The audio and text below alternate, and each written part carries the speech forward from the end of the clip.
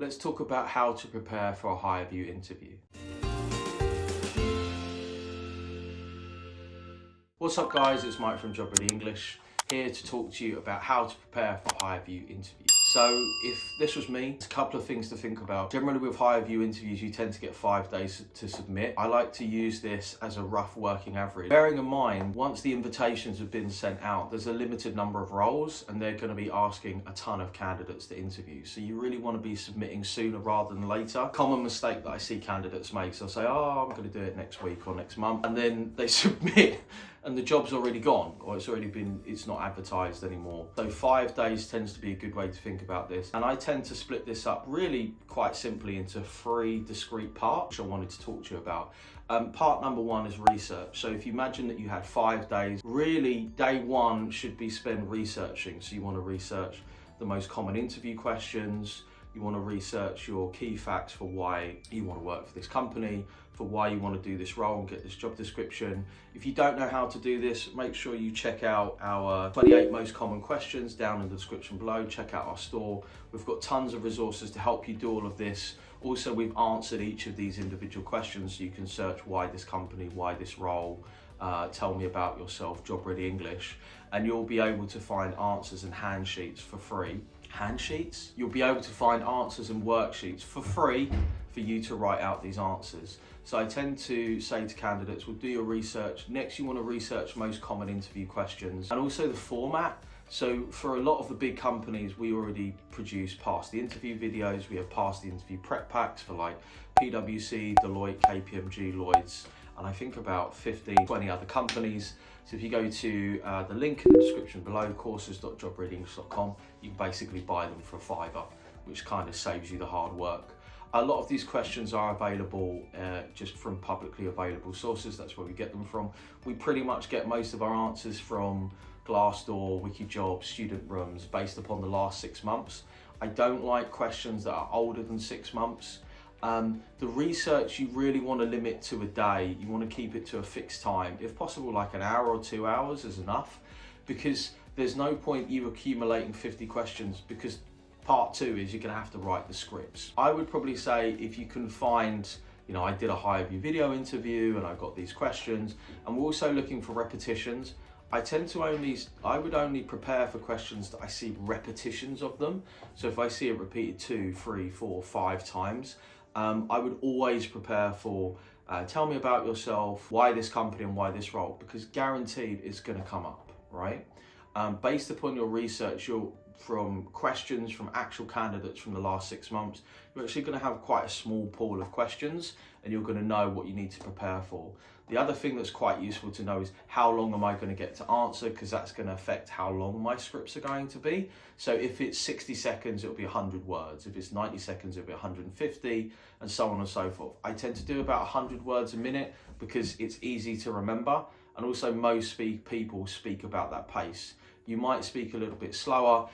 If you're wondering how you can measure your speaking space, just pick up a book, set a timer for 60 seconds, read it out loud, then count the number of words that you've spoken, repeat that 2 or 3 times if you want an accurate average, and then you should be golden to know what your sort of speaking speed is. Some people speak slower. Faster than 125 words per minute is too fast. You're going to be gasping, you're going to be falling over yourself, it's going to be difficult to understand, and you're not going to have pauses in between your sentences, and it's just going to kind of feel like someone's just going all over you, right? So it's day 1, get your questions done. Day 2, and possibly even starting on day 1, we want to start getting our scripts done. So we want to start doing stuff like picking out some key facts for the company, breaking down the job description, writing out a personal introduction.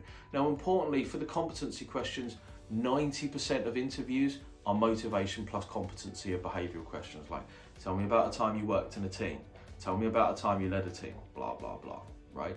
Now, you don't need to prepare answers for each of these questions. I tend to use a method which is called star stories. So I'd say pick out 3, 4 stories that put you in a really good light. So it could be a story from work, extracurricular activities, volunteering, from school, and you can then modify those based upon the competency question, so you know what good teamwork is. If you don't, then You can look up the skills. If you want a pack that really just contains everything that you need to know, check out the Interview Success Secrets pack down in the description below. It's going to give you everything you need to know, sample answers, worksheets, walkthroughs, the whole shebang. But if not, you can just Google it. You know, it's always a question of, when someone says to me, well, why should I buy a course? It'd be like, well, what do you want to spend, money or time? And how much time do you have?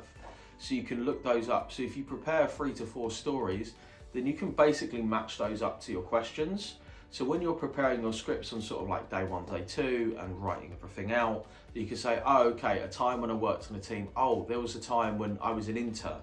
That matches. I can match that up. I can make the answer work for that. And you should go through, I would generally say as a given, you shouldn't be preparing for more than 10, maybe 15 questions.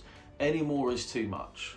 So we have our 28 most common questions handout, which are questions that we see come up time and time again over the 9 years I've been preparing people for interviews. But any more than that is just silly. It's just a waste of time. It's the law of diminishing returns, and you're basically chasing after this fear of the one question that you're going to miss. The fact is, if you've got these star stories, then you will be prepared with an answer, because you can just use your story, use your example and mold it to your question. So it's day 1 and 2. So what do you do day 3, 4, 5? Day 3 and 4, all practice. Now the practice that I like to do is, number 1, you should start off by reading out your script, recording yourself and then watching yourself back. I like to use the rule of 3. So I would record myself, I'd watch the video back, and I'd pick out a couple of things that I didn't like. The brain automatically adjusts. So when you watch yourself back, though it may kind of make you feel a little bit uncomfortable, when you're watching yourself back, you'll be like, oh, I forgot to say this, or I'm speaking a bit too fast. If you're not sure, send the video to a friend, get a coach, get some feedback, do whatever you need to do. You want somebody who's going to give you some honest feedback and not be like mum and dad, be like, oh my God, I love you, you were great. That's fine, but it's not really helpful for the interview. And I would do that for each question. So I do a round of 3 on day 3, depending, the whole thing, to do a round of 3, so 3 repetitions in 1 question, takes about 15 minutes. So I would say do short bursts as well. So like, I've got 15 minutes, right, I'm going to do a question. I've got another 15 minutes, right, I'm going to do another question. Obviously you're constrained by time. Maybe you're lucky enough to not have anything else to do. Pretty much all of the people that I deal with, I work with, they're busy with studies or work or families, and they're just trying to jam it in whenever they can. And it might be, you know, when you're on your lunch break, when you go to the toilet, like if you've got it stuck up on your fridge, something like that.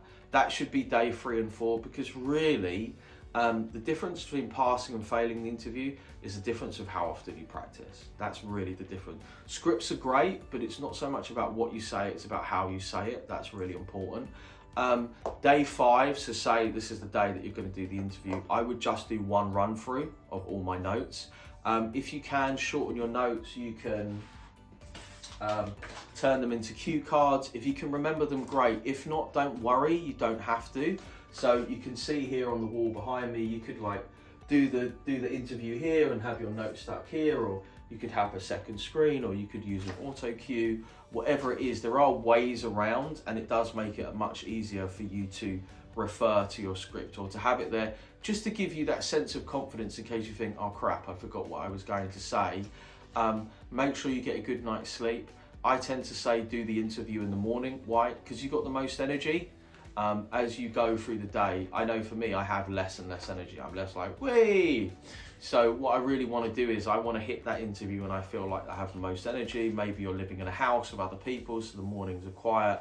And just do the best that you can, you know, and always remember, whether this be your first interview or your 10th interview, if you're going through this regular process of trying to change, improve, and having that feedback loop, you will get better.